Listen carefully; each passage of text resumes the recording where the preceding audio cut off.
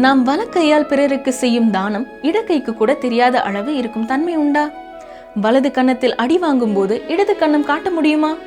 உங்களை சபிக்கிறவர்களை ஆசிர்வதிக்கும் குணம் உண்டா?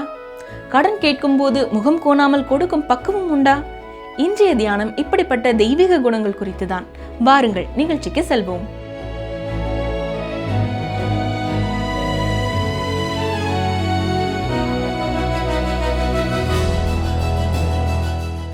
எங்களுக்கு அருமையானவர்களே, மீண்டும் இந்த ஊடகத்தின் மூலமாக உங்களோடு தொடர்பு கொள்வதை குறித்து மகிழ்ச்சி அடைகிறோம். இன்று நாம் மத்தேயு எழுதின சுவிசேஷம் 5ஆம் அதிகாரம் 27ஆம் வசனம் முதல் கற்றுக்கொள்ளப் போகிறோம். போதகர் ஒருவர் மத்தேயு 5ஆம் அதிகாரத்தை பிரசங்கித்தார். ஆராதனை முடிந்து தேநீர் கொடுத்து கொண்டிருந்தார்கள். எப்பொழுதாவது அந்த ஆலயத்திற்கு வரும் ஒருவர் போதகரிடத்தில் வந்து, ஐயா, நீங்கள் சொல்வது போல் அல்ல, நான் மலைப்பிரசங்கத்தை முழுமையாக கைக்கொள்ளுகிறவன் என்றார். உடனே போதகர், அப்படியா? மத்தேயு 5ஆம் அதிகாரம் 22ஆம் வசனத்தில் நீங்கள் அநியாயமாக கோபப்பட்டாலே கொலை செய்வதற்கு சமம் என்று இயேசு சொல்லியிருப்பதை குறித்து உங்கள் கருத்து என்ன என்றார். அதற்கு அந்த மனிதர், நான் அப்படியே வாழ்கிறேன் என்றார். உடனே போதகர், அப்படியானால் மத்தேயு 5ஆம் அதிகாரம் 27, 28ஆம் வசனங்களிலே ஒரு பெண்ணை இச்சையோடு பார்த்தாலே நீ உன் உள்ளத்திலே விபச்சாரம் செய்து விட்டாய் என்று சொல்லப்பட்டிருக்கிறது. இப்பொழுது என் கண்ணை பார்த்து சொல், நீ இதுவரை அப்படி செய்ததே இல்லையா என்று கேட்டார். அவர் ஏற்கனவே முகம் சிவந்திருந்தவர். ஆனால் இதை கேட்டதும் அவர் முகம் இன்னும் தக்காளி போல சிவந்து விட்டது. ஏதோ முணுமுணுத்து கொண்டே சட்டென்று திரும்பி அங்கே இருந்து வெளியேறிவிட்டார். அவர் அப்படி போனதிலே ஆச்சரியமே இல்லை. உண்மையாக சொல்ல போனால் நீங்கள் யாருமே தேவனுடைய சட்டங்களை சரியாக கடைபிடிப்பதாக சொல்ல முடியாது. 10 கட்டளைகள் இருப்பதை ஞாபகத்தில் வைத்துக் கொள்ளுங்கள். மத்தேயு அதில் 2 பற்றி மட்டும் குறிப்பிட்டிருந்தாலும் இயேசு கிறிஸ்து அந்த 10 கட்டளைகளின் ஆழமான அர்த்தத்தையும் மிக உயர்ந்த நிலைமைக்கு கொண்டு சென்றார் என்றே நாம் புரிந்து கொள்ள வேண்டும். அருமையானவர்களே, மலைப்பிரசங்கம் நான் ஒரு பாவி என்பதையும் எனக்கு அவருடைய கருணையும் உதவியும் தேவை என்பதையும் தான் காட்டுகிறது. மலைப்பிரசங்கத்தின்படி வாழுகிறேன் என்று சொல்லிக்கொண்டே அதை மீறி நடப்பது அந்த சட்டங்களை மதிப்பதில்லை என்று சொல்வதற்கு சமம். தொடர்ந்து வரும் வசனங்களிலே கடவுளுடைய சட்டங்களை பற்றியும் மனிதனுக்கும் அந்த சட்டங்களுக்கும் உள்ள உறவை பற்றியும் இயேசு மிக ஆழமான முறையிலே விளக்குகிறார். கவனியுங்கள், வாசிக்கிறேன். மத்தேயு எழுதின சுவிசேஷம் 5ஆம் அதிகாரம் 29, 30ஆம் வசனங்கள். உன் வலது கண் உனக்கு இடறல் உண்டாக்கினால் அதை பிடுங்கி எறிந்து போடு. உன் சரீரம் முழுவதும் நரகத்தில் தள்ளப்படுவதை பார்க்கிலும் உன் அவயவங்களில் ஒன்று கெட்டுப்போவது உனக்கு நலமாயிருக்கும். உன் வலது கை உனக்கு இடறல் உண்டாக்கினால் அதை தரித்து எறிந்து போடு. உன் சரீரம் முழுவதும் நரகத்தில் தள்ளப்படுவதை பார்க்கிலும் உன் அவயவங்களில் ஒன்று கெட்டுப்போவது உனக்கு நலமாயிருக்கும். அருமையான சகோதரனை, சகோதரியே, உண்மையில் இது மிகவும் கடுமையானது. கடவுளின் தரத்திற்கு உங்களால் வாழ முடியாவிட்டால் உங்களுக்கு ஒரு இரட்சகர் தேவை என்பதையே இது காட்டுகிறது. நான் கடவுளின் சட்டங்களை கடைபிடிக்கிறேன் என்று உங்களை நீங்களே ஏமாற்றிக் கொள்ள வேண்டாம். அப்படி செய்வது வெளி வேஷமே அல்லாமல் வேறு ஒன்றும் அல்ல. கிறிஸ்தவ வட்டாரங்களிலே நாம் ஒருவரை ஒருவர் பாராட்டிக் கொள்வதிலும் பெருமை பேசுவதிலும் அதிக ஆர்வம் காட்டுகிறோம். ஆனால் உண்மையில் நாம் அனைவரும் பரலோகத்திற்கு தகுதியற்ற பாவங்கள் நிறைந்த மனிதர்களே. மலைப்பிரசங்கம் உங்களை இயேசு கிறிஸ்துவின் சிலுவை அண்டை அழைத்து செல்ல வேண்டும். அங்கே நின்று அவருடைய கிருபைக்காகவும் இரக்கத்திற்காகவும் நீங்கள் கதற வேண்டும். அப்படி செய்வதுதான் அந்த சட்டங்களுக்கு நீங்கள் கொடுக்கும் உண்மையான மதிப்பு, மரியாதை. நீங்கள் சட்டங்களை கடைபிடிப்பதாக என்னிடம் போய் சொல்ல வேண்டாம். உங்களை பற்றி எனக்கு தெரியும். ஏனென்றால் நானும் உங்களை போன்ற ஒரு மனிதன்தான். மத்தேயு 5ஆம் அதிகாரம் 31, 32 வசனங்களை பாருங்கள்.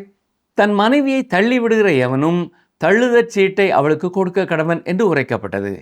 நான் உங்களுக்கு சொல்கிறேன், வேசித்தன முகாந்தரத்தினால் ஒழிய தன் மனைவியை தள்ளிவிடுகிறவன் அவளை உபச்சாரம் செய்ய பண்ணுகிறவனாயிருப்பான். அப்படி தள்ளிவிடப்பட்டவளை விவாகம் பண்ணுகிறவனும் விபச்சாரம் செய்கிறவனாய் இருப்பான். நன்றாக கவனியுங்கள். விவாகரத்து செய்வதற்கான சரியான காரணங்களை இயேசு இங்கே விளக்குகிறார். வேதாந்தத்தில் சொல்லப்படாத ஒரு காரணத்திற்காக யாராவது விவாகரத்து செய்தால் அந்த நபர் விபச்சாரம் செய்தவராக கருதப்படுவார். துரதிர்ஷ்டவசமாக இன்றைய கிறிஸ்தவ வட்டாரங்களிலே இந்த விஷயம் முற்றிலும் புறக்கணிக்கப்படுகிறது. இருந்தாலும் வருங்கால இறையாட்சி காலத்தில் இதுவே சட்டமாக இருக்கும். ஏனென்றால் அந்த காலத்திலும் தங்கள் துணைவியை பிரிய நினைக்கும் ஆண்களும் பெண்களும் இருப்பார்கள். நாம் 19ஆம் அதிகாரத்திற்கு வரும்பொழுது இந்த விவாகரத்து தொடர்பான கேள்விகளை பற்றி இன்னும் விவரமாக பார்ப்போம். சரி, மத்தேயு 5ஆம் அதிகாரம் 33 முதல் 35 வரை வாசிக்கிறேன். அன்றியும் பொய் ஆணையிடாமல் உன் ஆணைகளை கர்த்தர் முன்னிலையாய் செலுத்துவாயாக என்று பூர்வத்தாருக்கு உரைக்கப்பட்டதென்று கேள்விப்பட்டிருக்கிறீர்கள். நான் உங்களுக்கு சொல்லுகிறேன், பரிச்சேதம் சத்தியம் பண்ண வேண்டாம், வானத்தின் பேரில் சத்தியம் பண்ண வேண்டாம், அது தேவனுடைய சிங்காசனம், பூமியின் பேரிலும் சத்தியம் பண்ண வேண்டாம், அது அவருடைய பாதப்படி, எருசலேமின் பேரிலும் சத்தியம் பண்ண வேண்டாம், அது மகாராஜாவினுடைய நகரம். ஆண்டவராய் இயேசு என்ன சொல்கிறார் என்றால், நாம் எந்த ஒரு சத்தியமும் செய்ய தேவையற்ற நம்பகமான மனிதர்களாக இருக்க வேண்டும். முற்காலங்களிலே யாருக்காவது அவசரமாக பணம் தேவை என்றால் கடன் வாங்குகிறவர்கள் பிறகு 2 நாட்கள் கழித்து வந்து கூட அதற்கான தாள்களிலே கையெழுத்து போடுவார்கள். ஆனால் பிரியமானவர்களே, என்னை நம்புங்கள், இன்றைய காலம் அப்படி இல்லை. எல்லாம் மாறிவிட்டது. ஏனென்றால் இன்று யாரையும் அவ்வளவு சுலபமாக நம்ப முடிவதில்லை. ஆனால் தேவனுடைய பிள்ளைகள் எந்த சூழ்நிலையிலும் நம்பகமானவர்களாக இருக்க வேண்டும் என்றுதான் ஆண்டவராய் இயேசு கிறிஸ்து சொல்கிறார். எனவே ஆண்டவர் கூறுவது இதுதான். பாருங்கள், மத்தேயு 5ஆம் அதிகாரம் 37ஆம் வசனம். உள்ளதை உள்ளதென்றும் இல்லதை இல்லதென்றும் சொல்லுங்கள், இதற்கு மிஞ்சினது தீமையினால் உண்டாயிருக்கும். யாராவது என்னிடத்தில் வந்து 1 மைல் உயரத்திற்கு அடுக்கி வைக்கப்பட்ட வேத புத்தகங்கள் மீது சத்தியம் செய்து சொல்கிறேன் என்று சொன்னால் அந்த ஆளைத்தான் நான் ஒருபொழுதும் நம்ப மாட்டேன். ஏன் தெரியுமா? அவர் சொல்லும் பொய்யும் அந்த 1 மைல் உயரத்திற்கு தான் இருக்கும் என்று நான் நினைக்கிறேன். பாருங்கள், மத்தேயு 5ஆம் அதிகாரம் 38ஆம் வசனம். கண்ணுக்கு கண், பல்லுக்கு பல் என்று உரைக்கப்பட்டதை கேள்விப்பட்டிருக்கிறீர்கள். கிறிஸ்து தனது அரசாட்சியை தொடங்கும் பொழுது இவை அனைத்தும் மாற்றப்படும். 39ஆம் வசனம் பாருங்கள். நான் உங்களுக்கு சொல்லுகிறேன், தீமையோடு எதிர்த்து நிற்க வேண்டாம். ஒருவன் உன்னை வலது கன்னத்தில் அறிந்தால் அவனுக்கு மறு கன்னத்தையும் திருப்பிக் கொடு. நீங்கள் இப்படி வாழ்வீர்களா? அல்லது தீமையை எதிர்த்து நிற்கிறீர்களா? இங்கே நமக்கு ஒரு பாடம் இருக்கிறது. ஆனால் விவேகமுள்ள ஒருவன் தன் வீட்டையும் உடைமையையும் பாதுகாத்து கொள்ள வேண்டிய ஒரு காலகட்டத்திலே நாம் வாழுகிறோம். அப்போஸ்தலனாகிய பவுல் கூட 2 தீமோத்தேயு 4ஆம் அதிகாரம் 14ஆம் வசனத்திலே, கண்ணானாகிய அலெக்சாந்தர் எனக்கு வெகு தீமை செய்தான், அவனுடைய செய்கைக்கு தக்கதாக கர்த்தர் அவனுக்கு பதிலளிப்பாராக என்று சொல்லியிருக்கிறார். இறைவனுடைய அரசாட்சி காலத்திலே உங்களால் மறு கன்னத்தை காட்ட முடியும். இது எனக்கு ஒரு மேற்கத்திய நாட்டரின் கதையை நினைவுபடுத்துகிறது. ஒருவன் அவர் கன்னத்திலே அடித்து அவரை கீழே தள்ளிவிட்டான். அந்த மனிதர் எழுந்து தன் மறு கன்னத்தையும் காட்டினார். அந்த நபர் மீண்டும் அவரை அடுத்த கன்னத்திலே அடித்து கீழே தள்ளினார். இந்த முறை கீழே விழுந்த அந்த மனிதன் எழுந்து தன்னை அடித்து கீழே தள்ளிய அந்த முதல் நபரை அடித்து துவைத்து விட்டார். இதை பார்த்த மற்றும் ஒருவர், ஐயா, ஏன் இப்படி செய்தாய் என்று கேட்டார். அதற்கு அந்த மனிதர், ஆண்டவர் மறுகன்னத்தை காட்டத்தான் சொல்லியிருக்கிறார், நானும் காட்டினேன், ஆனால் அதற்கு பிறகு என்ன செய்ய வேண்டும் என்று அவர் சொல்லவில்லையே என்று பதில் சொன்னாராம். சரி, தொடர்ந்து மத்தேயு 5ஆம் அதிகாரம் 40 முதல் 42 வரை பாருங்கள். உன்னோடு வழக்காடி உன் வஸ்திரத்தை எடுத்துக்கொள்ள வேண்டும் என்றிருக்கிறவனுக்கு உன் அங்கியையும் விட்டுவிடு. ஒருவன் உன்னை 1 மைல் தூரம் வர பலவந்தம் பண்ணினால் அவனோடு 2 மைல் தூரம் போ. உன்னிடத்தில் கேட்கிறவனுக்கு கொடு, உன்னிடத்தில் கடன் வாங்க விரும்புகிறவனுக்கு முகம் கோணாதே. மலை பிரசங்கத்தின்படி நான் வாழ்கிறேன் என்று சொல்லும் ஒரு வங்கி மேலாளரை நீங்கள் பார்த்தால் இந்த வசனத்தை அவரிடத்திலே கொடுத்து பாருங்கள். அவர் அதை எப்படி ஏற்றுக்கொள்கிறார் என்று தெரியும். நாம் வெளிவேஷம் போடுவதை நிறுத்திவிட்டு உண்மையில் இது இறையாட்சியின் சட்டம் என்பதை புரிந்து கொள்ள வேண்டும். என்னுடைய ஆண்டவர் இந்த பூமியிலே சிங்காசனத்திலே அமர்ந்து ஆட்சி செய்யும் பொழுது மக்கள் இந்த முறையிலே வாழ முடியும். ஆனால் நாம் வாழும் இந்த காலத்தில் இந்த சட்டத்தை வைத்து வியாபாரத்தையோ தொழிலையோ நடத்த முடியாது. பல ஆண்டுகளுக்கு முன்பு ஒரு பேராயர் ஒரு கருத்தை சொன்னார். அதாவது, அரசாங்கத்தின் நிர்வாகத்தை மலைப்பிரசங்கத்தின் அடிப்படையிலே நடத்துவது சாத்தியமற்றது என்று சொன்னார். மலைப்பிரசங்கத்தை பொறுத்தவரை நானும் அவரை போலவே தான் யோசிக்கிறேன். நம்முடைய காலத்தில் வாழும் கிறிஸ்தவர்களுக்கு இதில் மிகச்சிறந்த கொள்கைகள் இருந்தாலும் இயேசு கிறிஸ்து இந்த பூமியிலே சிங்காசனத்தில் அமர்ந்து ஆட்சி செய்யும் பொழுது மட்டுமே இதை முழுமையாக நடைமுறைப்படுத்த முடியும். இது மிகவும் தெளிவான ஒரு விஷயம் என்று நாம் சொல்லலாம். இன்றைய சமுதாயத்திலே உள்ள பல வசதி படைத்த சபைகள் தாங்கள் மலைப்பிரசங்கத்தை பின்பற்றுவதாக சொல்லிக் கொள்கின்றன. ஞாயிற்றுக்கிழமை காலை ஆராதனைகளிலே மக்களுக்கு இதுவே தொடர்ச்சியான போதனையாக வழங்கப்படுகிறது. ஆனால் நீங்கள் அந்த பணக்காரர்களிடத்திலே போய் ஏதாவது உதவி கேட்டு பாருங்கள், உங்களுக்கு எதுவும் கிடைக்காது என்பதை நான் உறுதியாக சொல்லுகிறேன். ஞாயிற்றுக்கிழமை அன்று உன்னிடத்தில் கேட்கிறவனுக்கு கொடு, உன்னிடத்தில் கடன் வாங்க விரும்புகிறவனுக்கு முகம் கோணாதே என்ற வசனத்தை அவர்கள் கேட்கிறார்கள். அது கேட்பதற்கு மிக நன்றாக இருக்கிறது. மலைப்பிரசங்கம் ஒரு உன்னதமான ஆவணம் என்று அவர்கள் நினைக்கிறார்கள். ஆனால் திங்கட்கிழமை காலை வந்துவிட்டால் வெட்டு 1 துண்டு 2 என்ற கராரான வியாபாரமாக மாறிவிடுகிறது. இன்றைய வணிக உலகம் அப்படித்தான் அமைக்கப்பட்டிருக்கிறது. இருந்தாலும் இந்த வசனங்களிலே நமக்கான ஒரு மிகச்சிறந்த கொள்கை ஒளிந்திருக்கிறது.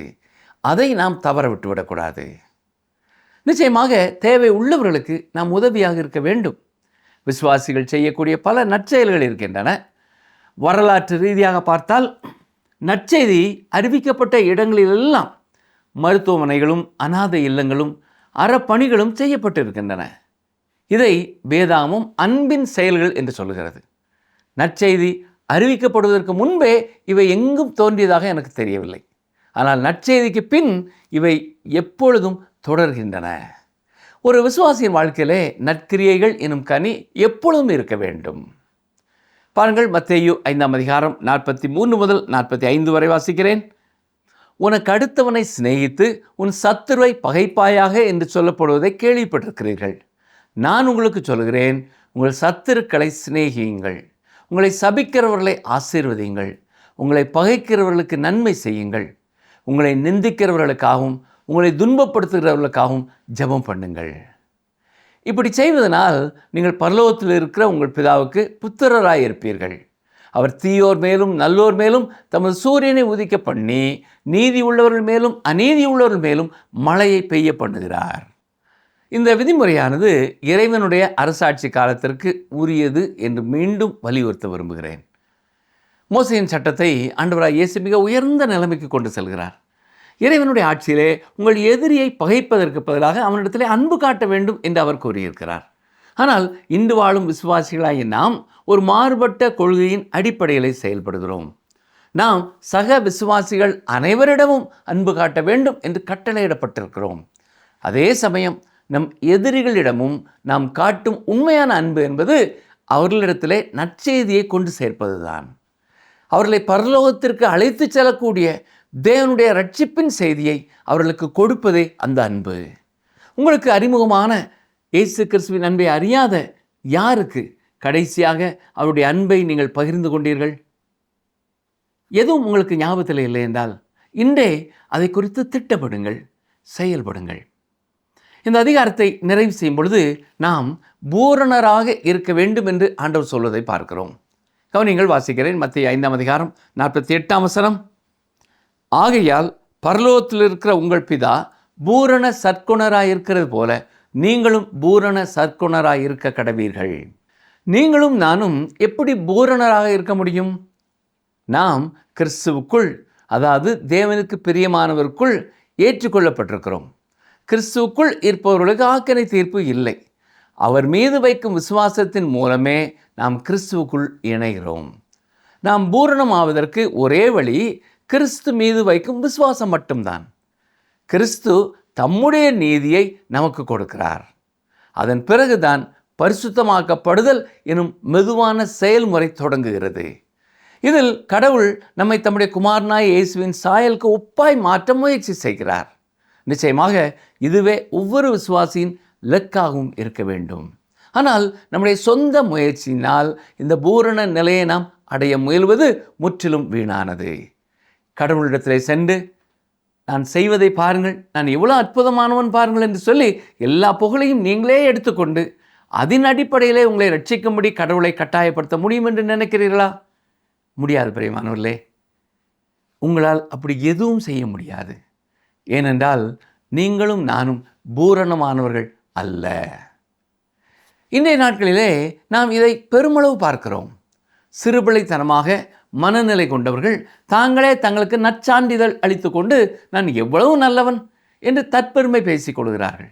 ஆனால் அருமையானவர்களே, கடவுளின் தராசின்படி நீங்களோ நானோ நல்லவர்கள் அல்ல. நமக்கு ஒரு இரட்சகர், ஒரு மீட்பர் தேவை.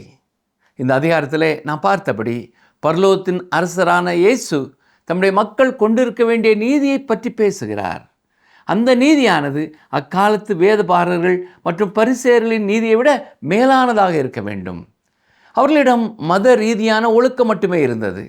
உதாரணமாக, நிக்கோதேமு ஒரு மிகச்சிறந்த மனிதர், மத பற்று கொண்டவர். அவரிடத்திலே குறை சொல்வதற்கென்று எதுவுமே இல்லை. ஆனாலும் இயேசு கிறிஸ்து அவரிடத்திலே போய் என்ன சொன்னார்? நீ மறுபடியும் பிறக்க வேண்டும் என்று தான் சொன்னார். எனவே அந்த மத தலைவர்களை விட உயர்ந்த ஒரு நீதியை நாம் கொண்டவர்களாக இருக்க வேண்டும். அது இயேசு கிறிஸ்துவின் மேலே வைக்கும் நம்பிக்கையின் மூலமாக மட்டுமே நமக்கு கிடைக்கக்கூடியது. சரி, தொடர்ந்து 6ஆம் அதிகாரத்திலிருந்தும் சில வசனங்களை கற்றுக்கொள்வோம். மத்தேயு 6ஆம் அதிகாரம் மதத்தின் வெளிப்படையான நடைமுறைகளை பற்றி பேசுகிறது. அதிகாரம் 5 ஒரு விசுவாசி கொண்டிருக்க வேண்டிய நீதியை பற்றி இயேசு விளக்கினார். அது வெறும் மத சடங்குகளை பின்பற்றிய பரிசேயர்களின் நீதியை விட மேலானதாக இருக்க வேண்டும் என்றும், அந்த நீதி கிறிஸ்துவின் மீது உள்ள நம்பிக்கையினால் மட்டுமே கிடைக்கும் என்றும் நாம் பார்த்தோம். இப்பொழுது 6ஆம் அதிகாரத்திலே அந்த விசுவாசிகள் அந்த நீதியை எவ்வாறு செயல்படுத்த வேண்டும் என்பதை பற்றி இயேசு விளக்கி சொல்கிறார். நீங்கள் கடவுளுக்காக செய்யும் எந்த ஒரு காரியத்திலும் உங்கள் நோக்கம், உங்கள் உள் நோக்கம் என்ன என்பதே மிக முக்கியமானது. உங்களுக்கும் கடவுளுக்கும் இடையிலான அந்த உறவிலே 3ஆம் நபருக்கு இடமில்லை. இவை உங்கள் ஆத்மாவிற்கும் கடவுளுக்கும் இடைப்பட்ட தனிப்பட்ட காரியங்கள்.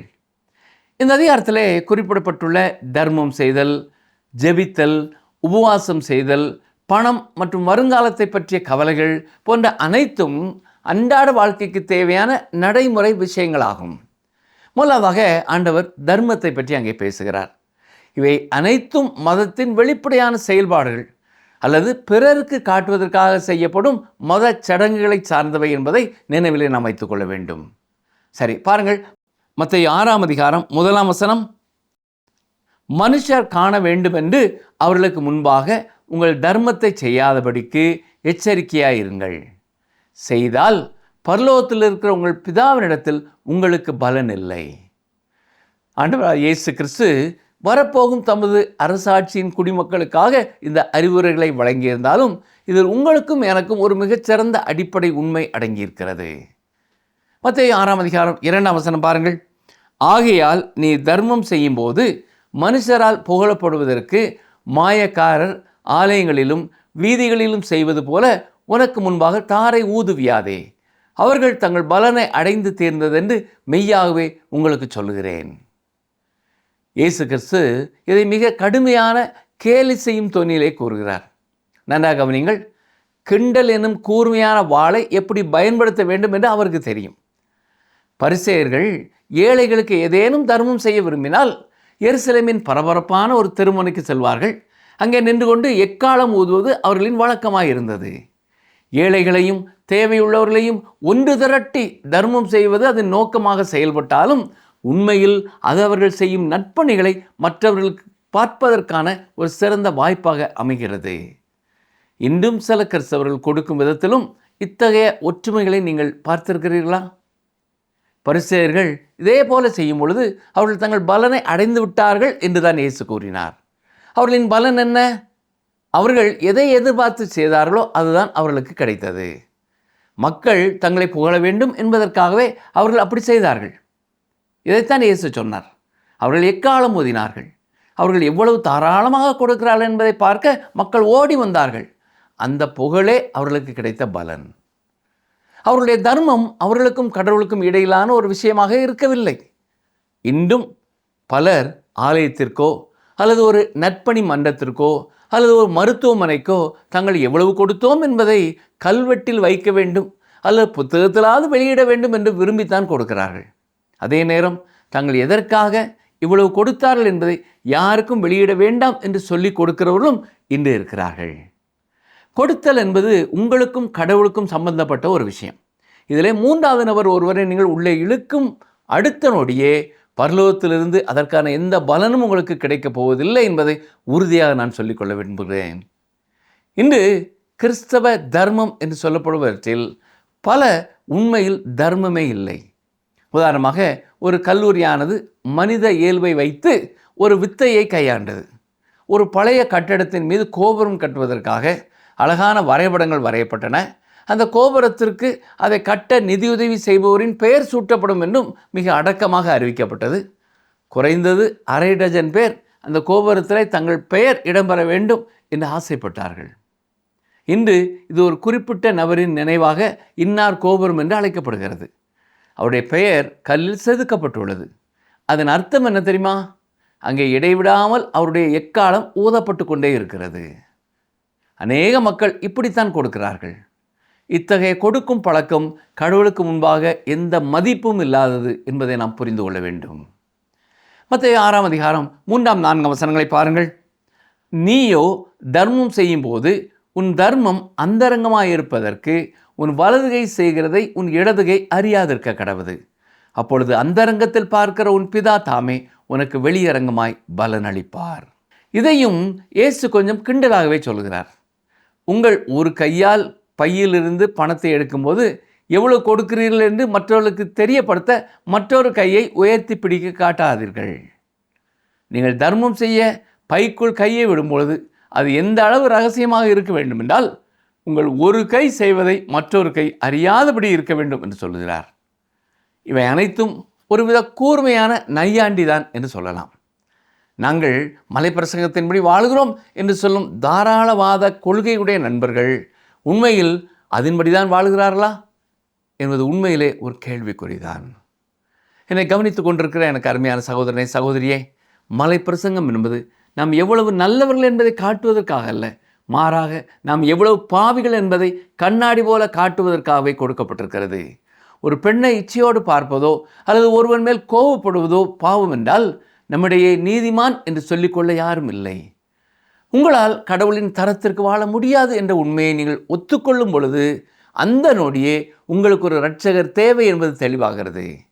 நம்முடைய சுய நீதி என்னும் அழுக்கான ஆடைகளை களைந்துவிட்டு கிறிஸ்துவின் நீதியை முடித்துக் கொள்வதே பரலோகத்திற்கு செல்லும் ஒரே வழி. பரிசேயர்களைப் போல எக்காலம் ஊதி தர்மம் செய்வதோ பிறர் புகழ வேண்டும் என்பதற்காக ஜெபிப்பதோ பரலோகத்தில் எந்த பலனையும் நமக்கு தராது. உங்கள் வலதுகை செய்வதை இடதுகைக்கு தெரியாதபடி நீங்கள் செய்யும் அந்தரங்கமான செயல்களையே தேவன் மதிக்கிறார். விளம்பரம் தேடுவது மனித இயல்பு, மறைவாக செய்வது தெய்வீக பண்பு.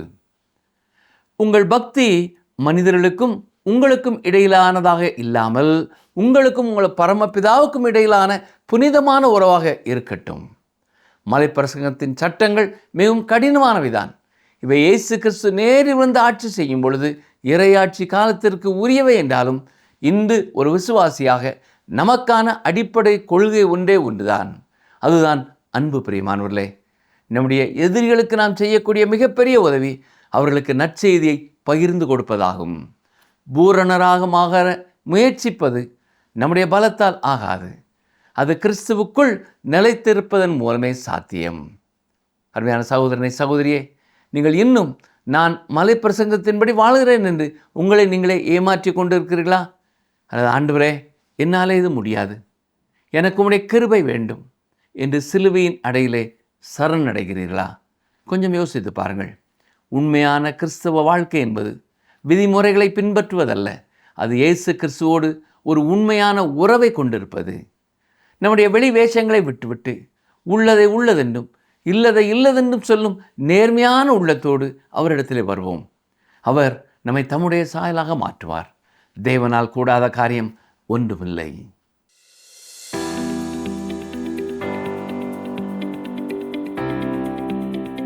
Program number 74.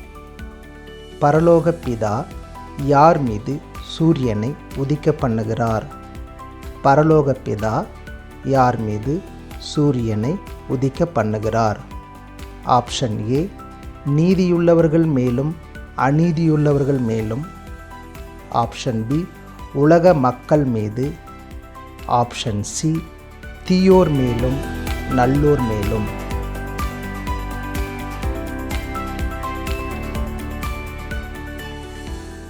இந்த நாளின் நிகழ்ச்சி மூலம் பரிசுத்த ஆவியானவர் உங்களோடு கூட இடைப்பட்டிருப்பார் என்று நம்புகிறேன். நிகழ்ச்சியின் ஆரம்பத்தில் கேட்ட கேள்விகளுக்கான பதிலை தான் இன்றைய தியானத்தில் நாம் பார்த்தோம். ஆம், அவைகள் நமது இருதயத்தை சோதிக்கும் ஒரு சோதனைகள்.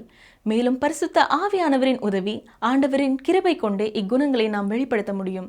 1000 வருட அரசாட்சிக்கு இது ஒரு முன்னோட்டம் என்று கூட கூறலாம் அல்லவா? இந்த நிகழ்ச்சி உங்களுக்கு பிடிச்சிருக்கா? அப்ப இப்பவே மிஸ்டர் கால் கொடுங்க. பரிசு வெல்றது நீங்களாவும் இருக்கலாம்.